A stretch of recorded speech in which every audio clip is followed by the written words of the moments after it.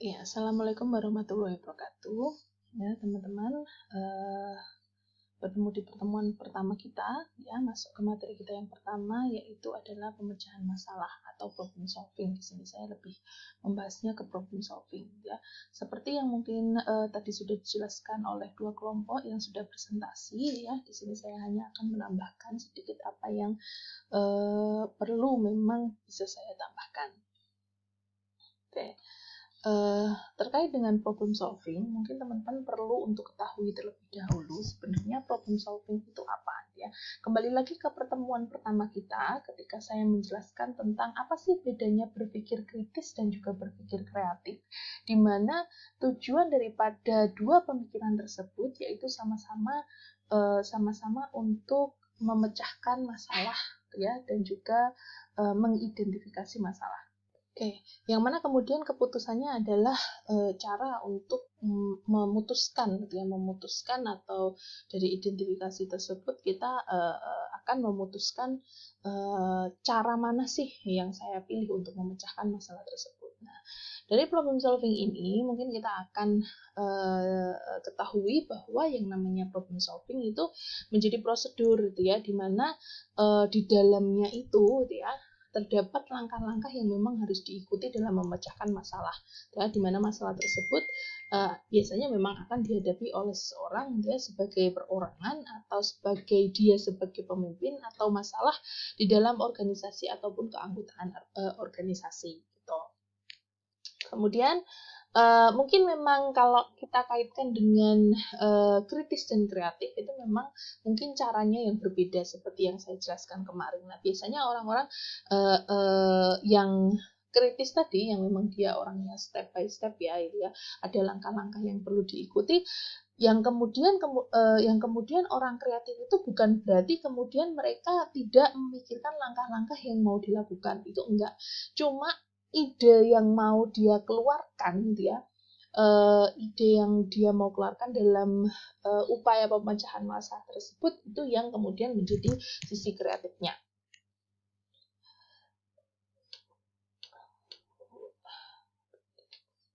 Oke, nah kita identifikasi lagi, ya, sebenarnya masalah itu tuh apa, gitu ya. Nah, masalah ini dia dikatakan bahwa yang namanya masalah adalah penggambaran, gitu ya, penggambaran keadaan baik itu yang terlihat maupun yang tidak terlihat, ya, di antara apa yang diharapkan, gitu ya, dengan kenyataan itu tidak sesuai, gitu ya. Atau terdapat yang namanya hambatan antara apa yang diinginkan dengan keadaan yang sebenarnya. Jadi realita dan ekspektasinya itu berbeda. Itu yang dinamakan masalah. Nah, ini adalah tugas pertamanya teman-teman, ya, yang mungkin sudah bisa teman-teman baca, ya, di muka, bahwa yang namanya tadi, ya, masalah, dia masalah. Teman-teman silakan tulis dulu, ya, kolom baris yang kiri, silakan tuliskan dulu masalah yang pernah teman-teman hadapi, yang teman-teman alami. Kemudian nanti yang sebelah kanan teman-teman akan menuliskan keluhan. Nah, sekarang, ya, kita akan melihat perbedaan sebenarnya masalah dan keluhan itu sama atau tidak, gitu ya.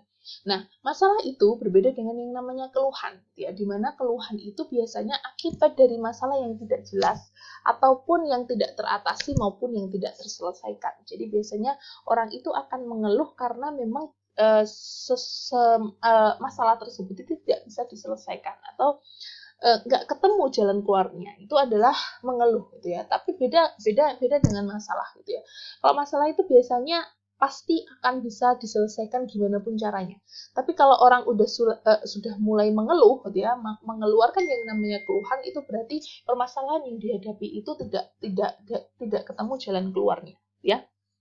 Jadi biasanya keluhan yang dirasakan seseorang itu menjadi pertanda bahwa orang tersebut itu mengalami masalah yang tidak diketahui atau masalah tersebut tidak terpecahkan.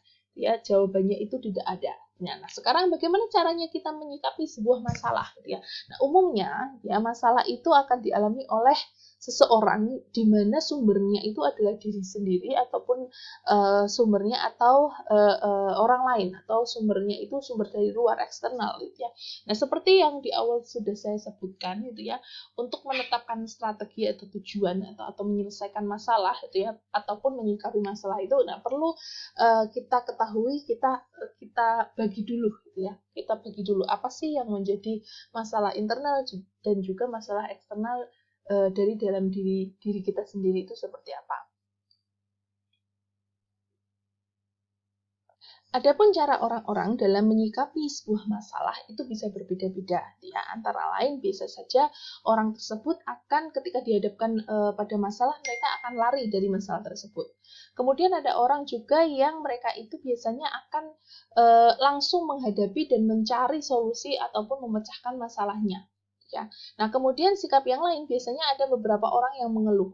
Dia tanpa mengeluh itu bisa karena sudah mencoba, dia sudah mencoba menyelesaikan kemudian tidak berhasil, ataupun memang dia belum mencoba tapi sudah mengeluh, itu juga ada, ya. Kemudian yang lain adalah dia juga mengeluh juga karena saya itu nggak tahu harus bagaimana, tidak tahu harus melakukan apa. Itu juga sikap-sikap seseorang dalam menyelesaikan masalah, dan juga ada orang yang kemudian langsung meminta bantuan kepada orang lain ketika dihadapkan pada masalah. Kemudian ini tugas teman yang kedua, ya. Tadi dari masalah yang sudah teman-teman tuliskan pada tugas pertama, silakan teman-teman buatlah menjadi sebuah deskripsi, gitu ya, dari permasalahan tersebut. Jadi lebih rinci lagi dari masalah yang sudah teman-teman tuliskan pada tugas pertama. Yang kemudian teman-teman tuliskan seperti apa cara penyelesaian dari masalah yang sudah teman-teman hadapi tersebut. Itu adalah tugas teman-teman yang kedua. Nah, kemudian, ya, adapun cara-cara atau langkah-langkah dalam penyelesaian masalah itu mungkin bisa kita mulai dari sini, ya.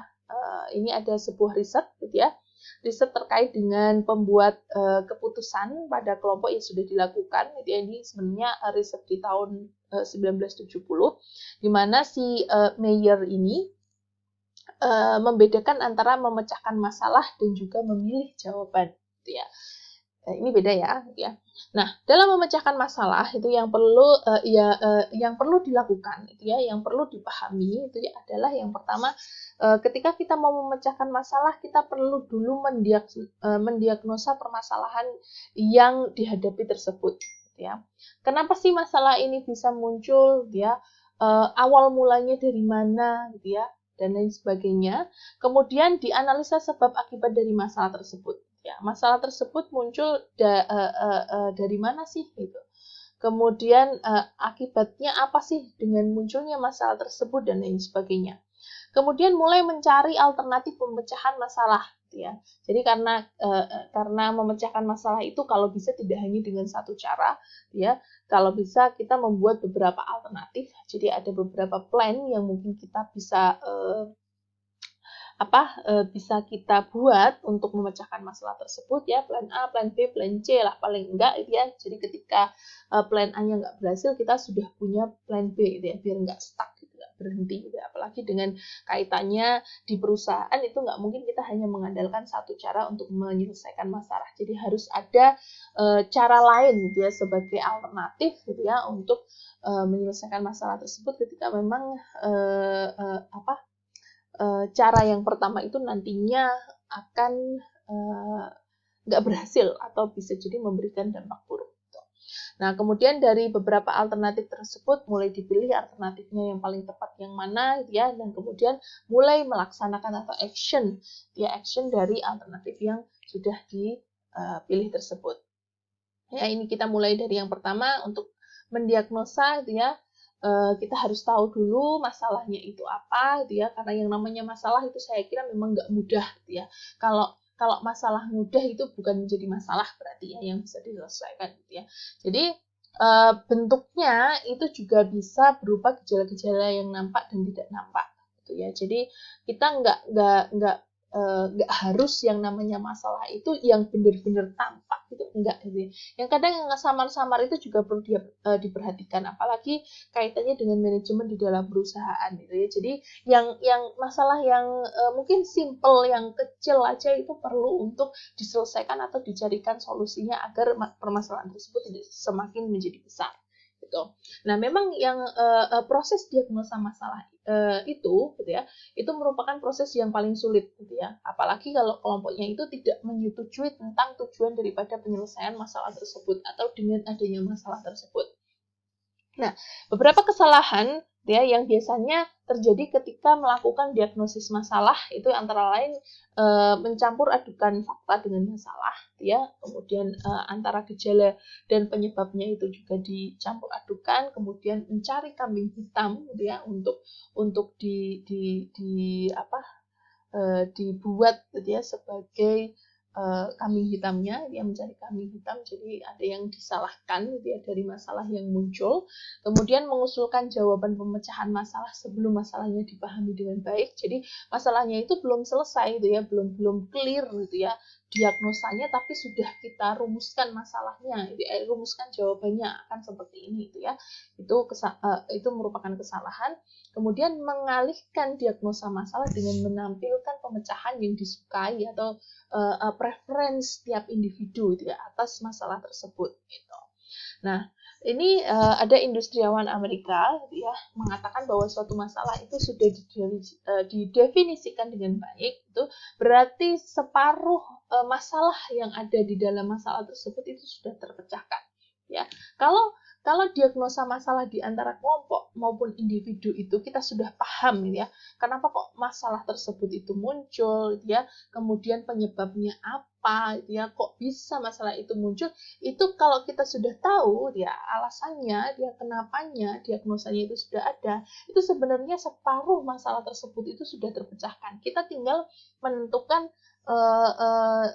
penyelesaian masalah apa yang nanti perlu kita lakukan. Nah, sebuah masalah itu juga bisa dirumuskan dalam bentuk kalimat pertanyaan atau kalimat pernyataan. Ya, contohnya misalkan saya kekurangan dana rekreasi di kekurangan dana rekreasi di pantai Pasir Putih. Atau kenapa sih gitu ya? Kok bisa terjadi kekurangan dana rekreasi di pantai Pasir Putih gitu ya. Jadi itu adalah perumusan gitu ya, gambaran besar daripada masalah tersebut untuk nanti dicarikan solusinya itu bagaimana. Nah, analisa ya, ini analisa sebab akibat dari masalah itu ya. Dalam menganalisa sebab akibat itu biasanya perlu yang namanya pengetahuan, pengalaman, informasi, data, fakta yang jelas dan akurat gitu ya. Nanti kalau nggak ada informasi tersebut itu nanti akan sulit ya bagi kelompok maupun individu untuk mencari solusi dari masalah yang terjadi tersebut. Nah, ini juga kesalahan yang sering muncul ketika menganalisa sebab dan akibat ya. Biasanya itu menyarankan pemecahan yang tidak relevan dengan masalahnya. Jadi nggak ada sangkut pautnya itu disarankan gitu ya pemecahan masalahnya. Kemudian mendiskusikan apa yang seharusnya dikerjakan pada masa silam, bukan apa yang dikerjakan pada saat ini gitu. Kemudian membicarakan plus minusnya, keuntungan dan kerugiannya.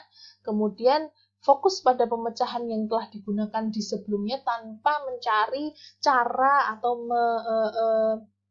tanpa nggak ada usaha untuk menciptakan cara-cara pemecahan yang baru. Ya, itu biasanya kesalahan umum yang sering terjadi. Jadi kadang kita berpikir bahwa ini kan masalahnya sama kayak yang kemarin, ya udahlah kita selesaikan dengan cara yang ini aja. Nah, itu adalah biasanya menjadi salah satu bentuk kesalahan umum, karena yang namanya masalah itu ya, mau itu sama atau tidak itu pasti akan sangat berbeda gitu ya, efeknya ya yang berbeda. Nah, ini contoh ya analisa suatu masalah ya, yang tadi dari pernyataan dan pertanyaan yang pertama. Jadi mengapa ya terjadi kekurangan dana rekreasi di pantai Pasir Putih ya, padahal waktu keberangkatan dan direncanakan itu sudah semakin dekat. Akibatnya kalau dana yang dibutuhkan itu tidak terkumpul dengan sesuai jadwal, itu nanti apa gitu. Nah, kemudian mulai menghimpun alternatif pemecahan gitu ya. Ini kemungkinan yang bisa dipilih untuk dilaksanakan sebagai jalan keluar ya dari masalah yang dihadapi. Nah, yang namanya alternatif pun harus tetap dikaji faktor pendukung dan juga penghambatnya. Ya, jadi keuntungan kerugiannya dalam penggunaan alternatif pilihan, kemudian nanti resiko yang mungkin akan terjadi ketika pilihan tersebut dipilih, itu harus diperhatikan. Ya, ini kesalahan-kesalahan juga yang dilakukan gitu ya untuk alternatif pemecahan gitu ya. Itu kadang kegagalan mencurahkan perhatian yang lebih memadai, kemudian meramalkan berbagai akibat dari pemecahan masalah, kemudian mengalihkan ramalannya tentang suatu atau tentang suatu pemecahan masalah gitu ya, yang memungkinkan gitu ya, karena ada pemecahan masalah yang paling favorit, yang paling saya suka gitu.